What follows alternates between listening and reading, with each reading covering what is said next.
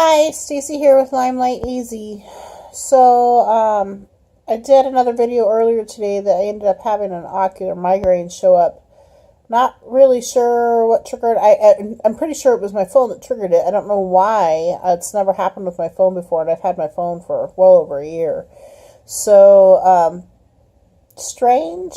Maybe it has part to do with the retracing, and because of whatever my body's going through, the retracing, whatnot, and then the phone triggered it. I don't know. It had something to do with, and it happened with my computer too, with the light on my computer dimming and then turning back up.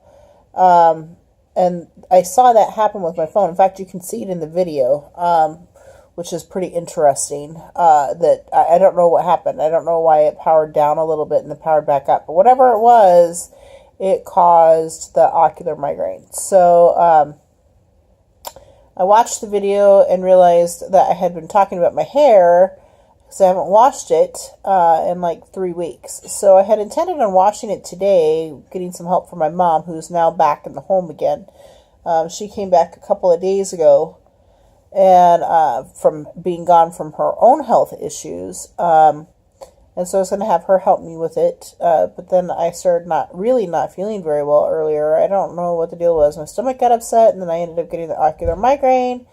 And I was just overall blah. Now it's too late. She's at the end of her day. I'm at the end of my day. And it's just not going to happen again. So we will shoot for tomorrow for washing my hair. So the last couple of days has really been kind of bugging me because I'm not as focused on the kids. And I'm feeling more like I need to be kept away from them. And I'm sure it has partly to do with the retracing or whatever that is going on. So that kind of stinks. My attention span is more ADD-like. So I'm a little frustrated over that, because I was enjoying bringing the kids in here, enjoying the time with the kids, and not being easily agitated by them. And now we're back to being easily agitated by them. It's not as bad as it was, but it's still frustrating. So, the yo-yo life of living with Lyme disease and trying to heal from Lyme disease. There was something else I wanted to comment on, and I am just completely drawing a blank about what it was. Maybe I should pause and come back. I remember leading off of the agitation towards the kids more easily. I think I just need to give myself the time to recuperate when I am feeling like this and not feel guilty about it. It's hard because I want to spend time with my kids, but I can't handle them when my agitation levels are up. So I end up just bawling. I was crying again tonight because my mom she wasn't mad at me, but she was just venting about a situation, and I feel so guilty because I want to be off this bed, and I want to be stop being such a burden on everybody. And what she was saying had nothing to do with me really, but I just want to be capable and be a productive part of the family. And I feel like not only am I stuck in the bed, which prevents me from being a productive part of the family, but the little bit of ground that I was gaining because I was feeling better, I am backtracking on because I'm not feeling good now. So, I don't know. I think I need to realize that I'm not going to get through those periods when I'm agitated easily. And I just need to accept that I need to have time to myself during those times and not be bothered by the fact that I'm keeping the kids out more. It's better for them. I end up not yelling at them that way. And unfortunately, that's a major side effect of the Lyme, is I find myself getting agitated and yelling at them and trying to get them out. Fortunately, it's not as bad as what happened with Logan like 4 or 5 days ago. But that's enough so that I don't, I mean, honestly, sometimes I wonder if the Lyme disease is going to kill me and how quickly. Or at least I used to prior to the venom therapy. And that is not the way that I want them to remember me, as mom being grouchy. I found out tonight that Jade, who's 7, she's the third. My oldest is 21. The second is 10. And Jade is 7, and then the youngest is 1. And I found out Jade, because Jade had pretty much completely avoided me for about a month. And, like, she would hardly say anything to me when she would come in, even on days that I was having a good day. She'd hardly say anything when she would come in, and she would disappear quickly, and she just avoided me. And so when my mom was in here talking to me tonight, I mentioned that I was happier with our interactions lately, because she's feeling more comfortable with coming up and giving me hugs and kisses and helping me take my supplements and doing running and helping with Nissa, and she's doing a lot for a 7-year-old.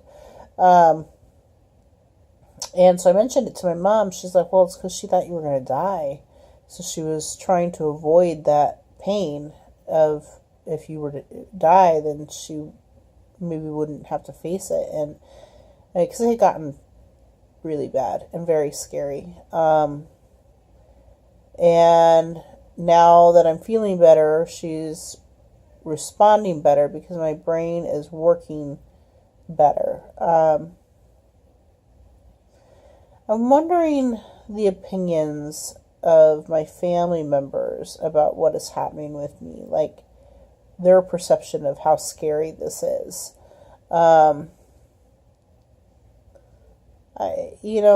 my perception, I know better what's going on, and it gets really scary and really bad.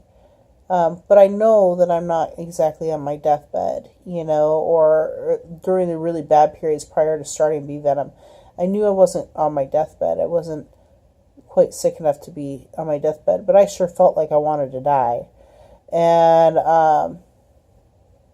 just nonstop sobbing and just my brain not working right. And so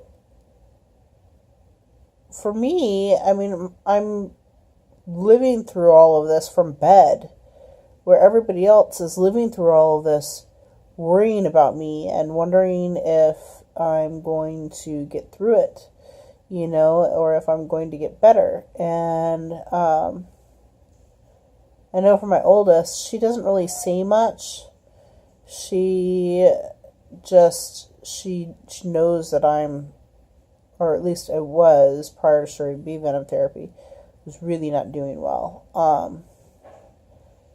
And that was pretty scary for her. She's 21. She's had a lot more time with me than the others and knows me a lot better, and knew that these things that I was doing and how I was behaving was just not her mom.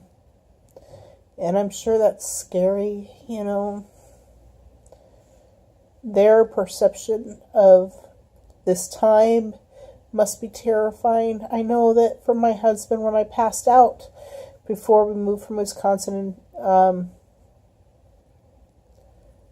like the look of worry on his face was just, it was clear that he was terrified for me, like what just happened. My wife passed out. She's never done this in the 15 years that we've been together.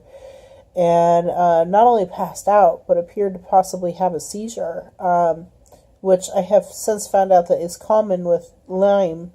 Is seizures, passing out is common as well, but the seizures are also very common. So it's totally possible that I had a seizure.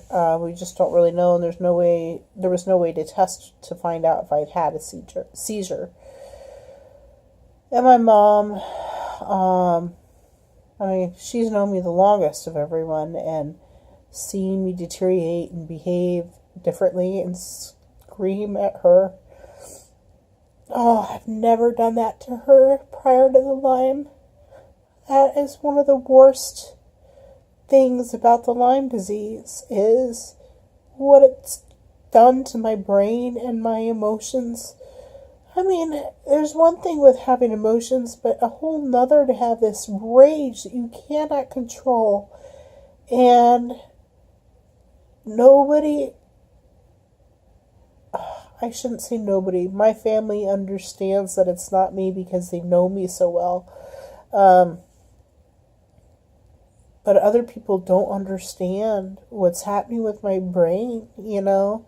And when I speak about there being this rage, this awful rage, and about my brain not working right, and about just being crying and what appears to be depression constantly, that they just don't understand it. And it's a non-compute in their brain. It's like, well, get over it. Well, no. There isn't a get over it. There isn't just a let's go to anger management and gruz faba, you know. I have bugs that are eating at parts of my brain and drilling holes in it. I mean, how can you not be affected by that? I'm just praying that it's not long term once the bee venom really takes root and kills this bacteria. So I don't know.